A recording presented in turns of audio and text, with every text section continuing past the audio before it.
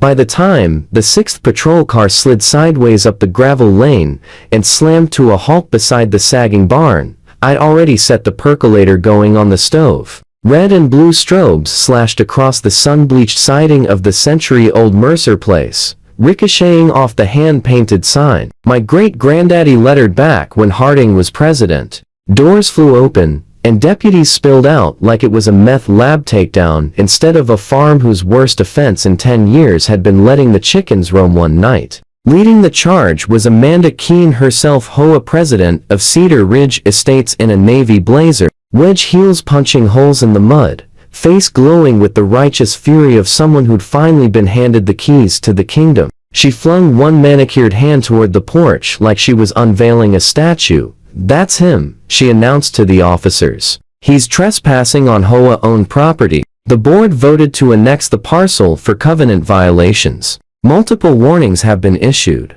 I didn't budge. Just stayed propped in the doorway of the farmhouse, white t-shirt, faded Wranglers, scuffed boots, one hand wrapped around a steaming mug, the other lazily propping up my phone so the camera caught everything. On the screen, and a big red timer ticked upward from 000001. The nearest deputy squinted at it. "What's the timer for, sir?" I gave him the slow, flat smile my daddy taught me. "That," I said, "is how long you'll have been on the record committing a federal civil rights violation. Don't fret though." I tapped the screen. "Cloud backup's automatic. My attorney gets the file in real time." Amanda's mouth opened, closed. Somewhere high above, the soft mosquito whine of a drone slid across the sky right on cue. A deputy's radio crackled loud enough for everyone to hear. "Unit 12, stand by. County attorney just called something about lack of jurisdiction." I lifted my mug in salute. "Welcome to Mercer Farm, folks. Clock's running." I'm the kind of man the manicured lawn crowd never learned how to catalog. 36 years old, living by myself on 80 acres. My people broke sod on before the roaring 20s started roaring. Mercer Farm, Est. 1925. The house is older than every McMansion in the neighboring subdivision put together, and then some. I cut hay, rent pasture to a cattleman down the road, mend my own wire, and converse mainly with a blue heeler named Buck and whatever's playing on the AM station. No wild parties, no jacked up diesel rolling coal, no rusting hulks for yard art. Just an old red farmel, a quiet routine. And the same ornery streak that kept 3 generations from selling out to drought, depression, or the interstate that got rerouted after Grandpa padlocked himself to a cottonwood in '78. The trouble wasn't anything I did. The trouble was what sprouted up around me like kudzu. Cedar Ridge Estates crept in one cul-de-sac at a time. Courtesy of Sycamore Horizon Development, LC, rows of beige vinyl castles inching toward my fence like they had a destiny. With them came jogging trails that somehow needed to skirt my corn. Instagram families posing in front of my barn like it was public scenery. And next-door threads written by people who moved to the country and then lost their minds when a rooster announced sunrise. At the helm of it all stood Amanda Keene, HOA president, licensed realtor, and self-crowned guardian of Cedar Ridge's aesthetic integrity. Haircut that cost more than my vet bill. Email signature longer than most novellas. She introduced herself a year ago by clicking up my driveway in stilettos, surveying the barn, the silo, the ancient sugar maple, and declaring, "This could be absolutely breathtaking with the right vision." "I like the vision it's got," I told her. She smiled the way you smile at a dog that just won't heal. That set the tone. Soon, Cedar Ridge listing photos started featuring my red barn as a charming rural backdrop. Brochures bragged about farm-adjacent heritage lifestyle. Nobody bothered asking permission. I might have let it slide until the HOA decided that if they could see it, they owned it. It began small. An email from the official Cedar Ridge account.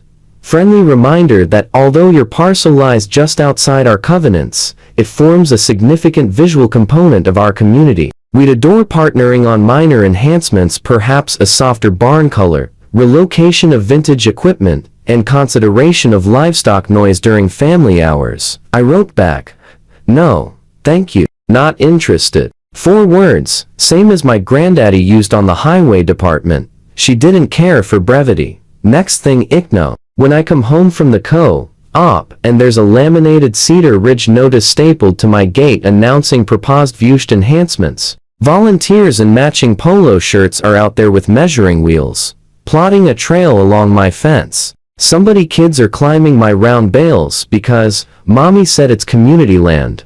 I walked out calm, pointed at the survey stakes. Y'all are welcome to turn around and march right back over that fence line. Been the boundary since Calvin Coolidge. They left grumbling that Amanda promised this would all be our amenity space soon enough. Soon enough. That phrase lodged in my craw like a cockleburr. Then the letters started. First, the HOA, Cedar Ridge Estates, is proud to incorporate adjacent open parcels into our master plan community. Then Sycamore Horizon Development.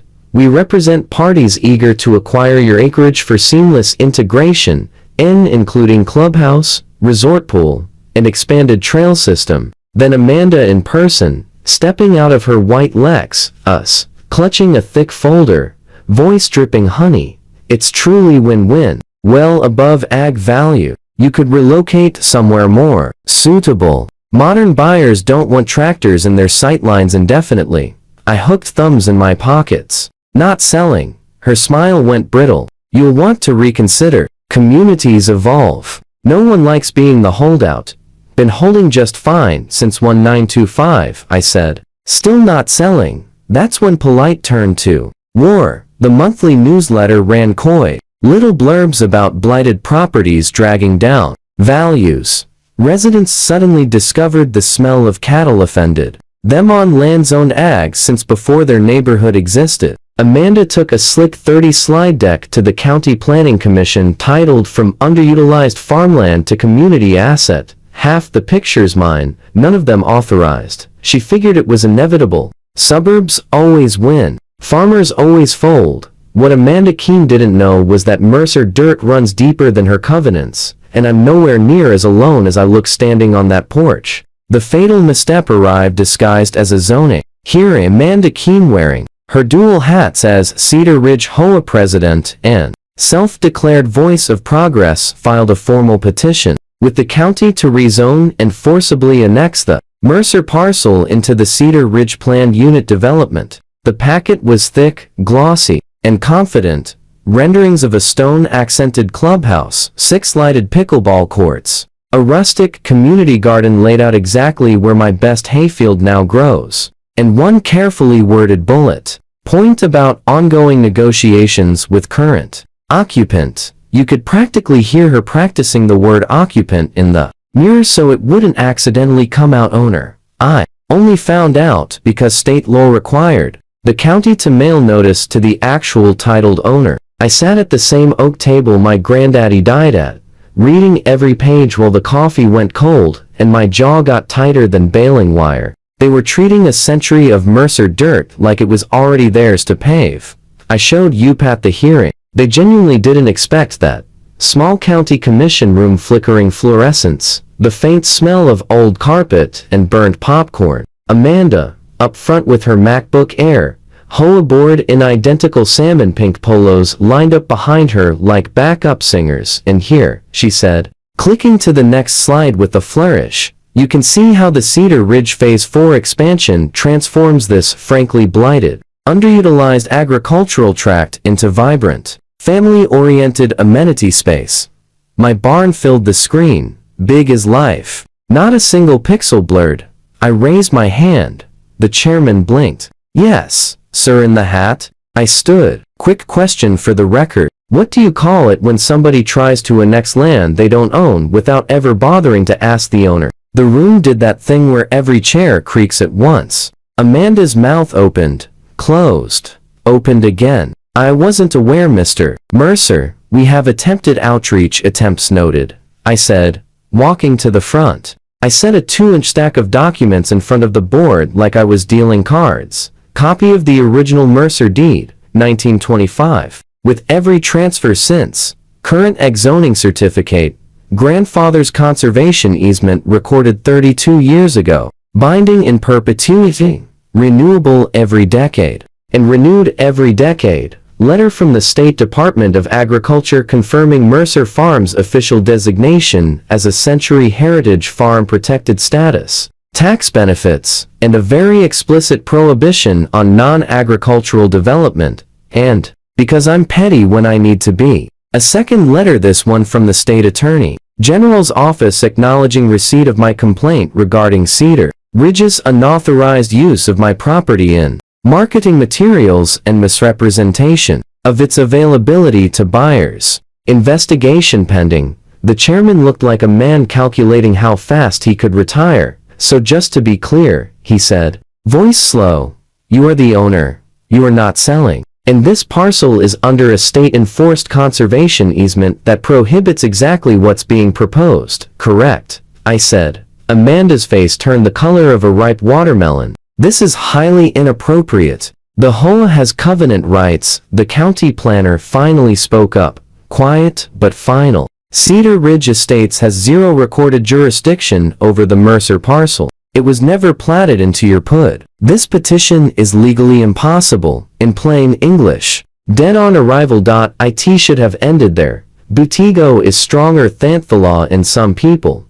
Instead of licking her wounds, Amanda went scorched earth. She started telling neighbors and, more importantly, the sheriff's dispatcher that I was unpredictable, possibly armed, mentally unstable, and illegally blocking lawful community access. She claimed, in writing, that the HOA held unrecorded easements across my land and that I was defying legitimate enforcement orders. None of it is true, but close enough to the gray zone to get patrol cars rolling. That's how. One Wednesday morning, I stepped onto the porch with my coffee and watched 6 cruisers fishtail up the drive behind Amanda's gleaming white Lexus. She had called them to assist with enforcement of HOA property rights. She had just turned her little turf war into a federal civil rights case, and I had been waiting weeks for her to do exactly that. People see a quiet farmer and assume he's behind the times. Adorable. In the month after the zoning hearing, I mounted 3-4,000 cameras, gate, barn, porch, all cloud-backed, motion-triggered, set to auto-upload the moment certain keywords were spoken. I retained a civil rights attorney. The AG's office keeps on speed dial for exactly this flavor of nonsense. I signed up for a service that drafts and files complaints the second I hit a panic button on my phone. Most importantly, I sat down with the sheriff and the county attorney, coffee, no cameras, and laid it out. If that HOA calls you about me, you call this number first. I slid them the county attorney's direct line. Private ag land, state protected, no easements, no jurisdiction. In writing. Both men nodded, signed the letter now laminated to my gatepost, and meant it. So when Amanda marched up my step, waving her manila folder like a warrant, flanked by 6 deputies who suddenly looked uncomfortable. I didn't raise my voice. I just opened the timer app on my phone and hit start. 000001, 0 hour 0 minute and 2 seconds. Clean, date-stamped proof of how long they stayed. After being told on camera they had no business here, Mr. Mercer, the lead deputy, started shifting his weight. We've been asked to assist Cedar Ridge HOA with. Before you finish that sentence, I said, come as Sunday. Look at the sign on my gate. They turned. Laminated county seal. Bold black letters. Law enforcement is hereby advised that Mercer Farm is private property, agriculturally zoned, under state conservation easement. No HOA, developer, or adjacent entity possesses any recorded easement, right-of-way, or enforcement authority. All access requires express owner consent, signed by the county attorney himself. The deputy read it once. Read it again. His radio crackled before he could speak. All units, stand down. County attorney says no jurisdiction. Repeat. No jurisdiction. Amanda stood there in her muddy wedge heels, mouth opening and closing like a fish. The Thaddeus discovered water was optional. I took a slow sip of coffee. Clock kept ticking. The deputy read the sign once, then again, slower, lips moving. Behind him, another radio sparked to life. Alunits, Mercer Farm. This is dispatch. County Attorney Lawsoin on the line. Confirm jurisdiction before any action. Repeat. Confirm jurisdiction. Amanda's smile jittered like a bad fluorescent bulb. Officer, she blurted, clutching her folder like a life raft.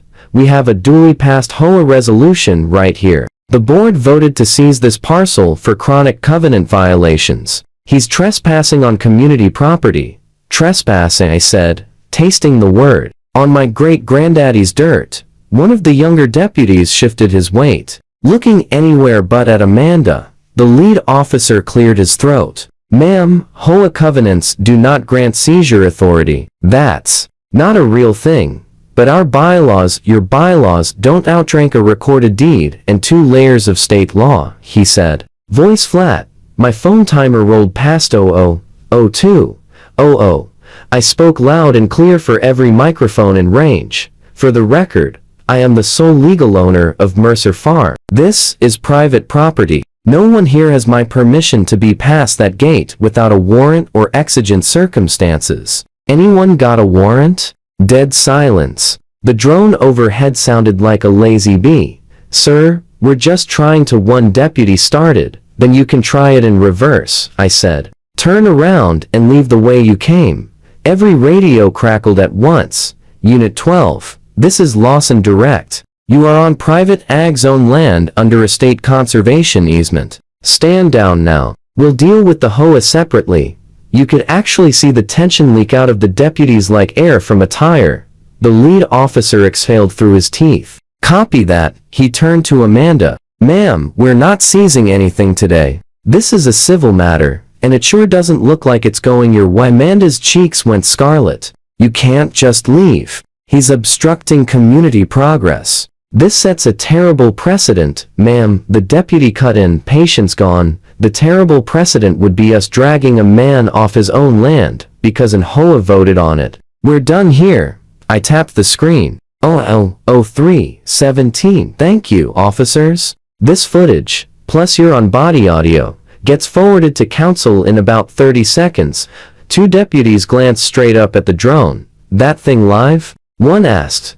Lift to the cloud, and a very interesting folder at the Attorney General's office titled Cedar Ridge HOA Overreach, I said. Amanda went from red to the color of old dishwater. She hadn't planned for anyone above the county level to care. The storm hit Cedar Ridge the way a late summer thunderhead hits dry wheat fast and biblical. First came the certified letters from the state Attorney General's Civil Rights Division. 1 in every mailbox, 1 to every board member, key phrases in bold, investigating allegations of attempted interference with constitutionally protected property rights, pattern of harassment and misrepresentation to law enforcement, potential civil rights violations. Then the county scheduled a special public meeting titled, Appropriate Use of Emergency Services. I didn't say a word. Didn't have to. They rolled the footage on the big screen. 6 cruisers tearing up my drive. Amanda, waving her folder like Moses with new tablets. The deputy reading my gate sign aloud. Radios ordering stand down. And Amanda's crystal clear line, we voted to seize this land, replayed in slow motion 3 times for emphasis. Half the subdivision was in that room. Phones were out. Someone in row 6 whispered, loud enough for the mic. She told us the county approved the expansion. That same night, the county commission unanimously reprimanded Cedar Ridge HOA for misuse of law enforcement, banned them from filing any rezoning or annexation proposal involving non-HOA land without notarized owner consent, and mailed their findings to the AG and the state HOA oversight board with a bow on top. The hammer kept falling. The AG extracted a consent decree. $25,000 fine, mandatory board retraining, third-party oversight of all future enforcement. My civil suit landed next harassment, defamation, and intentional infliction of emotional distress. The sheriff's dispatch system got a new permanent note. Any call from Cedar Ridge HOA referencing Mercer Farm equals non-emergency. Route to county attorney, do not respond. Then the insurance company saw the video. Premiums tripled overnight. Director and officer coverage got gutted. The carrier delivered a simple ultimatum. Certain board members had to go, or the whole HOA would lose coverage. Amanda Keene weighs Hicks a bit. She tried the martyr play victim of a vindictive farmer, protecting property values, etc. It lasted about a week. The county published an FAQ titled, "What an HOA cannot do no matter what your bylaws say." Question 1. Can an HOA seize or annex land it doesn't own? Answer. No. See Mercer Farm v. Cedar Ridge Estates. Her own brokerage quietly cut her loose. Nobody wants to be that Cedar Ridge lady in the listing remarks. Realtor lunches turned into seminars. The Amanda Keene story, how not to lose everything over a barn. The final blow came at the emergency membership meeting. 200 residents crammed into the community center. Special election to remove board members for cause. The vote wasn't close. 68-12 to oust Amanda Keene. She stood at the back in the same blazer she wore to my porch, clutching that same leather folder like it could still save her. When the results flashed on the screen, she opened her mouth. One last defense. One last spin. The interim president, a mild accountant named Paul, who looked like he hadn't slept since the drones showed up, didn't even let her finish. Motion carries. Miss Keene, you were removed from the board effective immediately. I was protecting property values, she said, voice cracking like thin ice. I was doing what was best for the community. Paul looked straight at her, exhausted and done. You tried to steal a man's farm with 6 police cars, Amanda, on camera. We're under state supervision and a $25,000 fine because of you. The room stayed dead quiet. Amanda's hands shook so hard the folder rattled. She turned, heels clicking across the linoleum, 200 pairs of eyes tracking her all the way to the double doors. Nobody clapped. They didn't need to. Outside, the night smelled like cut hay and distant rain, same as it had since 1925.